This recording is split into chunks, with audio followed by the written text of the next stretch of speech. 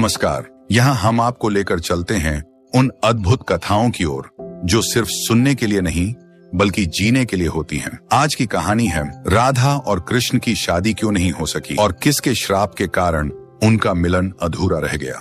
राधा और कृष्ण प्रेम की परिभाषा है, फिर भी उनका विवाह नहीं हो पाया। क्या कोई सामाजिक कारण था या फिर किसी महान ऋषि का श्राप? इस कहानी में हम जानेंगे उस रहस्य को, उस श्राप को जिसने इस दिव्य प्रेम को विवाह के बंधन में बंधने से रोक दिया।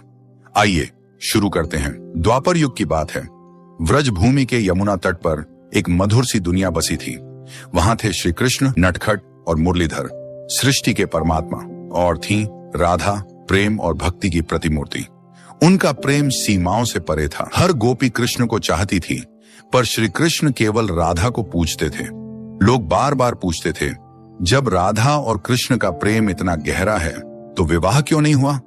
इस प्रश्न का उत्तर छुपा था एक पुराने श्राप में। एक बार देवर्षि नारद तीनों लोकों में विचरण करते हुए व्रज पहुंचे। उन्होंने देखा राधा और कृष्ण की बाल लीलाएं। नारद जी राधा के सौंदर्य और भक्ति से प्रभावित हुए। उन्होंने सोचा, यदि राधा और कृष्ण विवाह कर लें तो यह सृष्टि का सबसे पवित्र युगल होगा। उन्होंने श्री कृष्ण से कहा, प्रभु, राधा आपसे प्रेम करती हैं और आप भी उन्हीं के प्रति समर्पित हैं, क्यों ना आपका विवाह हो जाए।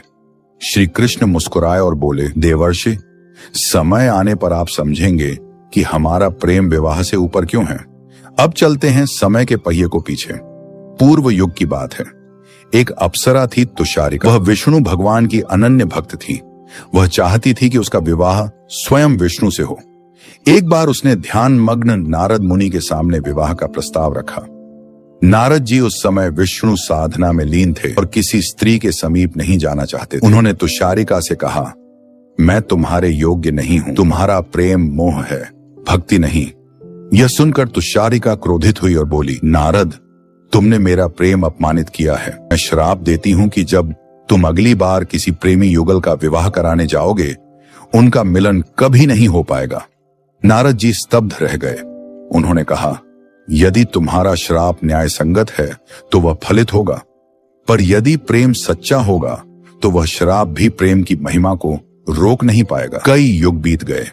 नारद जी ने उस श्राप को भुला दिया, पर जब द्वापर युग में राधा और कृष्ण के विवाह का समय आया और नारद मुनि स्वयं प्रस्ताव लेकर वृषभानु जी के पास पहुंचे, तो उसी क्षण तुषारिका का श्राप जागृत हो उठा। शुभ मुहूर्त टलते गए।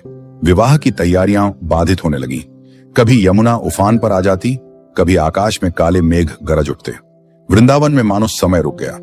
श्री कृष्ण ने तब राधा से कहा, राधे, हम जिस प्रेम को निभा रहे हैं वह इस संसार की सीमाओं से ऊपर। यदि हमारा विवाह होता तो समाज हमें केवल पति पत्नी समझता, लेकिन आज राधा और कृष्ण का नाम आध्यात्मिक प्रेम की पहचान बन गया है। राधा ने कहा, प्रभु, जिस पल से मैंने आपको देखा वही मेरा विवाह है।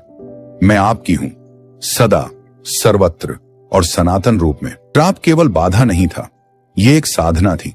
ये सिद्ध करने के लिए कि प्रेम विवाह नहीं चाहता, बस समर्पण चाहता है। जब नारद मुनि को यह बात समझ आई, उन्होंने प्रभु से क्षमा मांगी। श्री कृष्ण मुस्कुराए और बोले, देवर्षि, आपने वही किया जो लीला की आवश्यकता थी। राधा और मेरा प्रेम संसार को यह सिखाने आया है कि जब प्रेम निष्कलंक होता है तो उसे किसी विवाह सूत्र की आवश्यकता नहीं होती। प्रिय श्रोताओं, आज आपने जाना कि कैसे एक पुराने श्राप ने राधा कृष्ण के विवाह को रोका और कैसे वह अधूरापन ही पूर्णता बन गया। यह कहानी हमें सिखाती है कि प्रेम का अर्थ केवल साथ रहना नहीं, बल्कि उस प्रेम के प्रति समर्पण है जिसमें ईश्वर का अंश छुपा, और यह भी कि हर बाधा एक लीला है, एक गहरा संदेश। अगर आपको यह कथा पसंद आई हो तो कृपया चैनल को लाइक, शेयर और सब्सक्राइब जरूर करें। आपका समर्थन हमें और भी प्रेरणादायक कथाएं लाने की ताकत देता है। जय श्री राधे।